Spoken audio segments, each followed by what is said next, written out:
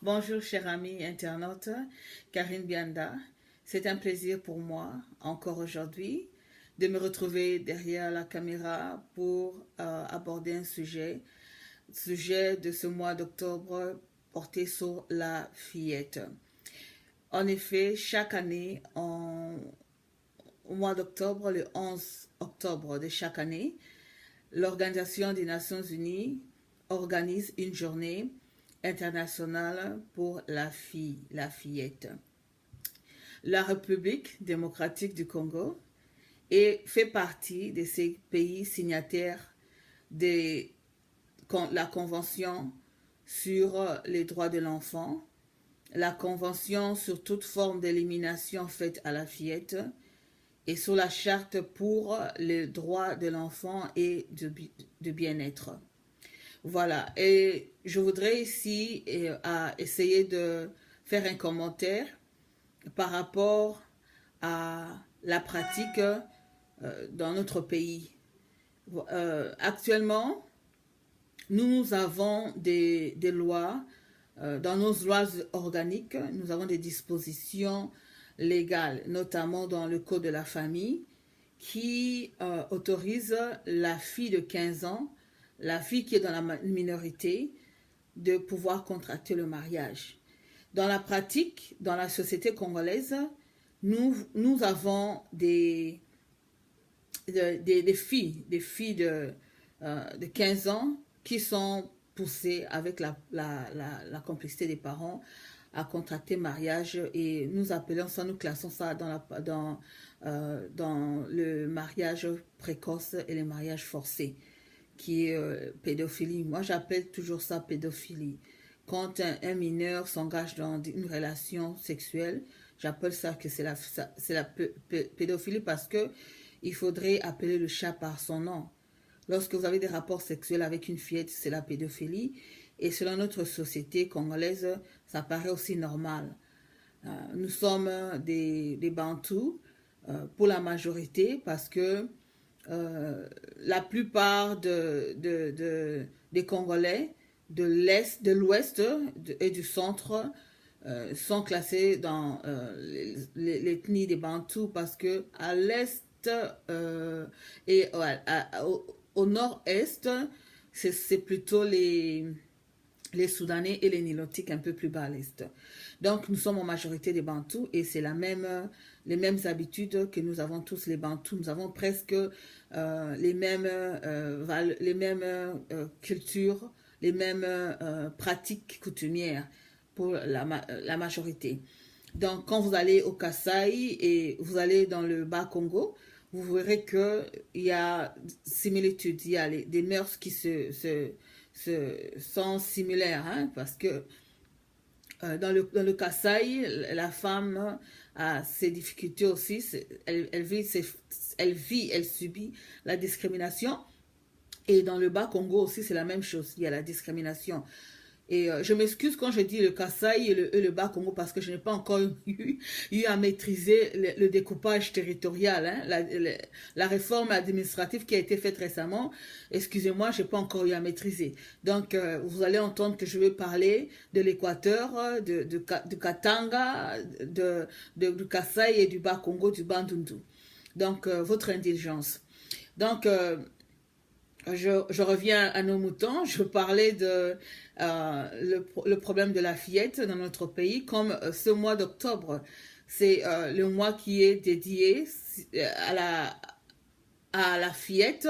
Bien sûr que c'est le 11 octobre, mais nous considérons ça que tout le mois, nous allons pouvoir parler de la fillette. La fillette qui est une future femme. Alors, nous allons aborder ce problème, ce sujet, tout en abordant le sujet de la femme.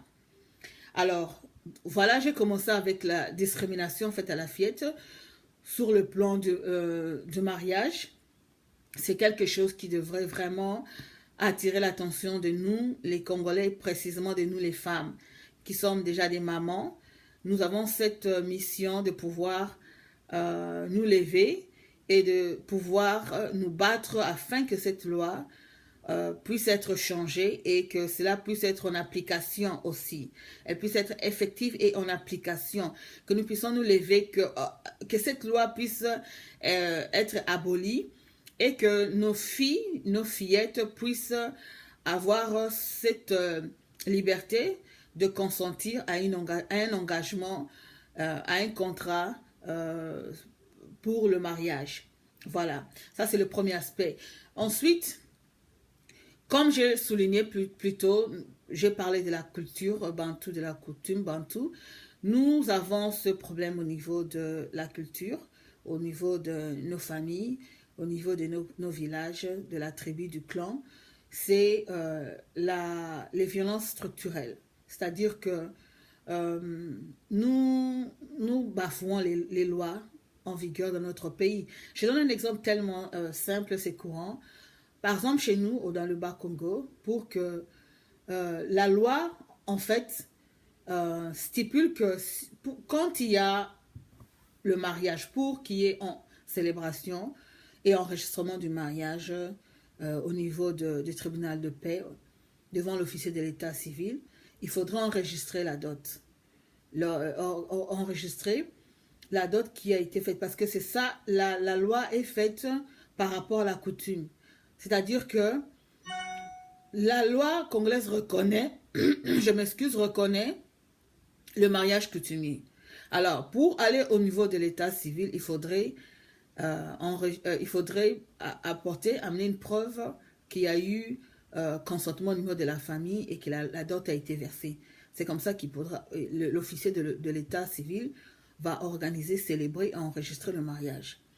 Alors souvent, cette étape-là est bâclée au niveau de la famille qui constitue une violence structurelle.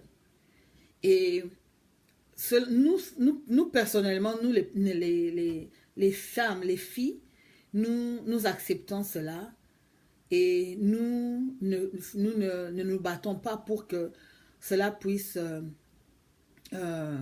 être aboli. C'est-à-dire que nous avons un problème dans notre société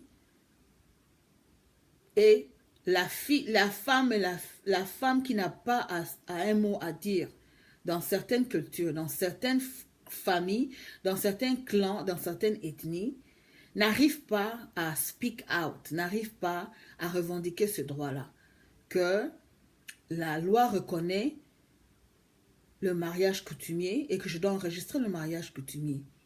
Alors, les familles utilisent ce mot de la discrimination pour empêcher afin que la fille puisse être dans la légalité.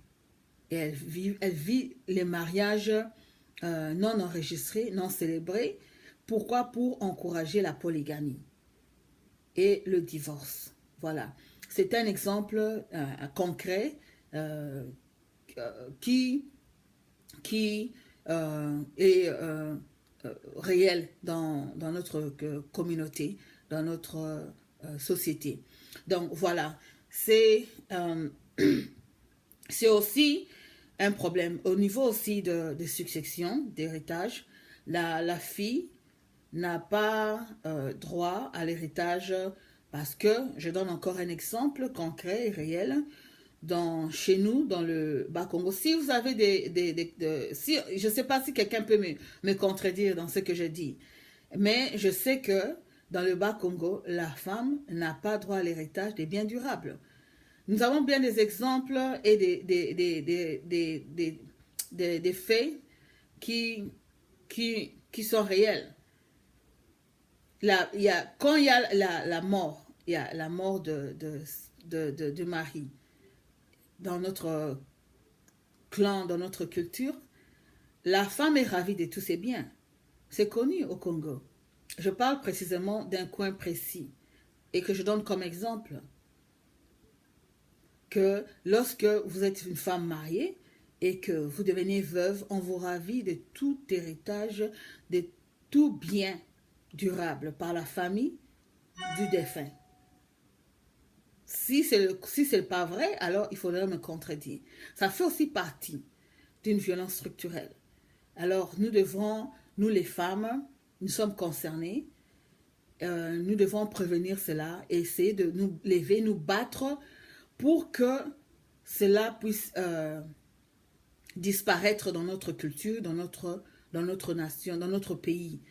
Nous devons essayer de prévenir que nos filles qui deviendront des femmes ne puissent pas subir ce que nous avons eu à subir, ce que nos mamans, nos mères, nos grands-mères ont eu à subir. Parce que lorsque vous êtes ravis de tous vos biens, ce que vous avez pu réunir avec votre mari, et que lorsqu'il arrive à décéder, vous devenez veuve, vous perdez tout. Certains même ravissent même les comptes bancaires, et on gèle les comptes bancaires, et on prend toutes ressources possibles, tout ce que le décus a laissé, on va se ravir. La belle famille prend ça, arrache.